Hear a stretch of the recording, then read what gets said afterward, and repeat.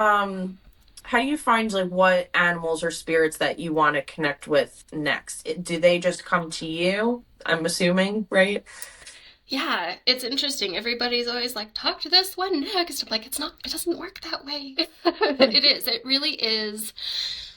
What I have done is I set my intention to roughly on the first of the month have the next being come forward. Whoever is in alignment at the time, whoever has the message for the greatest good in that moment. And so I kind of just turn my little beacon on and I say, all right, who wants to come forward? And then whoever wants to can. Sometimes there's like almost like a shoving and a pushing of beings that want to come forward. And it's like, all right, y'all got to organize yourselves, try again, come back later. But it really, I don't pick. Every once in a while, there's like three of them that step forward. And I will be like, all right, I'll spread you out through the month or something like that. Like, I give everybody a chance. Because if they're all coming over like together as a unit, like the timing of messages is important to them too. Right. So yeah, I never choose unless it's like who goes first. Right. I guess that makes sense Yeah. too with like the alignment of time, like what's Yeah. important, like why they're speaking when they're speaking too. Mhm. Yeah.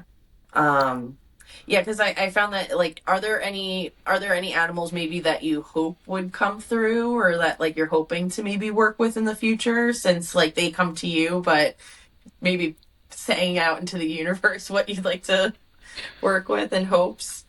Yeah, I would love to start working with more jungle species.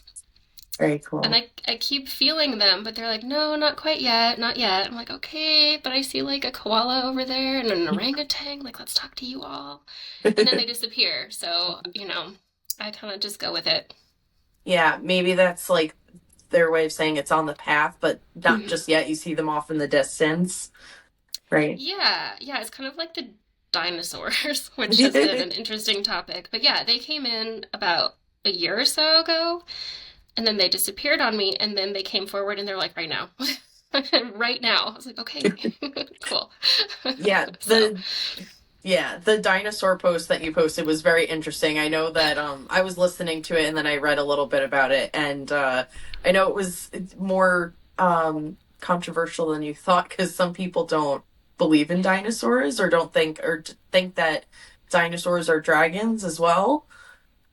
yeah, there's all sorts of conspiracy theories and whatever. I don't care. I mean, does it really matter? The energy of who wants to come forward is in service to Gaia and is trying to share messages for the greater good. And to me, that is like, I don't really care if you're a squid, a dinosaur, an imaginary whatever. Like, if that is your goal, I'll share you however you want me to present you. And so that's how that went down. Who Yeah. knew? I didn't know it was controversy, but whatever. It Yeah, is what it is. I don't I guess I like didn't even think about or really remember that people don't think that dinosaurs exist. But you said that the first time that you experienced them was in Montana, right? Mm-hmm. Yep. Yeah, their energies were. I have experienced them multiple times here in different locations. Their energy is just so strong. And we have a lot of outcroppings of fossil beds and timeline gaps, depending on how esoteric you want to go here.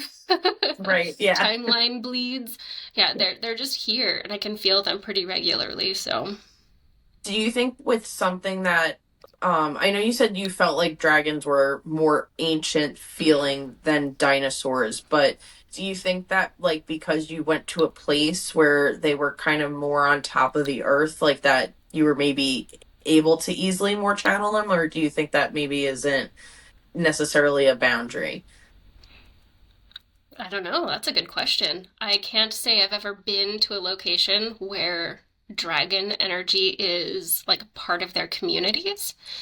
I would Mhm. be curious to see like if location does make a difference. I have worked with dragon energy before. I work with them regularly in my land healing.